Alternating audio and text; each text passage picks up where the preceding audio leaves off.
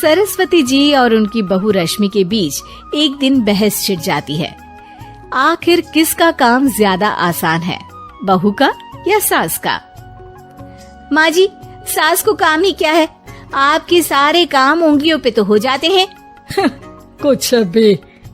हाँ, हिसाब तो उंगलियों पे ही हो जाता है ना।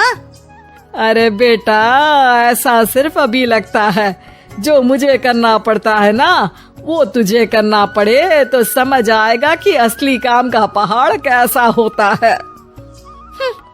ठेले बराबर वजन भी नहीं है आपके काम में, और बात पहाड़ों के वजन की कर रही हैं आप।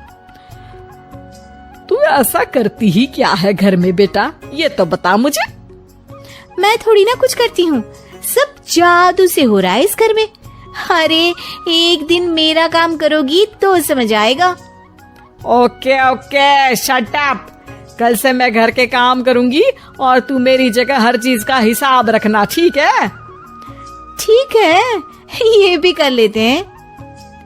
ये सास बहू की डील के बारे में रश्मि के पति अमन को नहीं पता था और न ही अमन के पिताजी सुरेश जी को। पर गेहूं के साथ साथ जैसे घुन भी पिस जाता है, ये दोनों भी पिसने वाले थे। सुबह अमन उठकर रेडी होता है ऑफिस जाने के लिए, तो पता है उसके कपड़े नहीं निकले हुए हैं। अरे रश्मि, तुमने मेरे कपड़े नहीं निकाले? अपनी माँ से पूछो ना, उन्हीं का काम है ये। अमन अपनी माँ के पास जाता है। अब मेरे कपड़े आज आप देने वाले हो क्या माँ? हाँ, देना तो मुझे ही चाहिए, पर तेरी बहू ने कपड़े धोने ही नहीं डाले, तो कोई भी धुला हुआ कपड़ा नहीं है बेटा। हैं? ऐसा क्यों? कपड़े तो धोने आप ही देते हो ना माँ? अरे बहू ने तुझे बताया नहीं, अब हम अदल बदल गए हैं। मैं अब बहू और तेरी बीवी सास।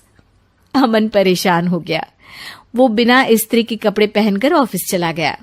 सरस्वती जी अपने घुटने के दर्द के कारण झुककर घर साफ नहीं कर पा रही थी और ना ही खाना बनाना याद रख पाई।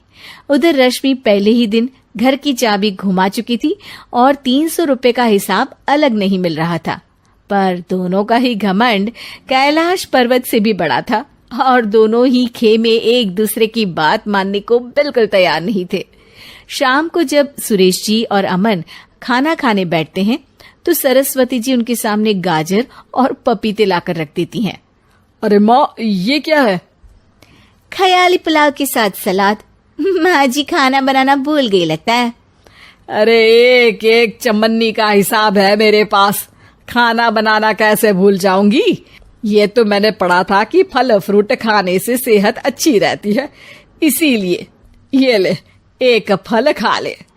रात को सुरेश जी और अमन अपनी मीटिंग बिठाते हैं अकेले में। बाबूजी, इनकी लड़ाई के कारण ना हमें ठीक से खाना मिल रहा है, उल्टा घर के सारे काम रुक गए हैं। हाँ बेटा, 2 भैंसों की लड़ाई में बेचारे खेत के पौधों का भी नुकसान हो रहा है। पर पापा, क्या बताऊं आपको, मैंने माँ को इस महीने की 2 तारीख को बिजली के बिल के पैसे दिए थे। आज बिल भरने के लिए मांगने गया तो पता चला कि रश्मि उन पैसों से गैस सिलेंडर ले आई। अच्छा, तो सिलेंडर के पैसों का क्या हुआ? अब सिलेंडर के तो कोई पैसे नहीं थे बाबूजी, हमारे घर पर गैस की पाइपलाइन लगी है ना। बेटा, इन दोनों का कुछ करना पड़ेगा, नहीं तो अपने घमंड के चक्कर में पूरा घर बर्बाद कर डालेंगी ये दोनों। अमन और सुरेश जी काफी सोच विचार के बाद एक निष्कर्ष पर पहुंचते हैं। रात ही को दोनों अपनी पत्नियों की अलमारी से नई साड़ी निकालते हैं और सुबह जब रश्मि और सरस्वती जी उठते हैं तो देखते हैं कि दोनों पति साड़ी पहनकर चढ़ाव पर सब्जियां काट रहे हैं। अरे ये सब क्या हो रहा है? क्या हो रहा है मतलब? आप दोनों अदल बदल हो सकते हो तो हम क्यों नहीं? अरे क्या मतलब? नहीं नहीं, मेरी भी बचपन से किसी की बहू बनने की इच्छा थी, तो आज से सरस्वती तुम बड़ी बहू, मैं मिडल बहू और अमन छोटी बहू। अरे लेकिन सब घर पर बैठ जाएंगे तो कमाएगा कौन? ये घर कैसे चलेगा? अब वो तो भैया या बाकी लोग जाने, अब हमने भी अदल बदल कर ही लिया है तो कुछ नहीं हो सकता।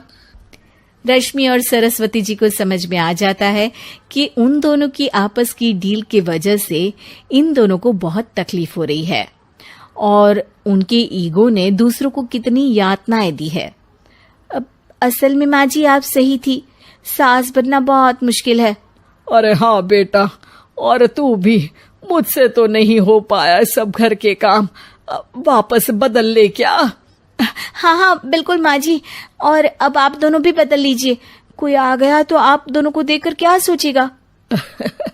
अच्छा है, आप दोनों के समझ में ये बात तो आई, मैं फटाक से कपड़े बदल लेता हूँ। अरे रुक जा बेटा, एक फोटो ले लेती हूँ तेरी, मेरी बेटी होती तो तेरे जैसी ही दिखती साड़ी में। और मेरा फोटो नहीं लोगी?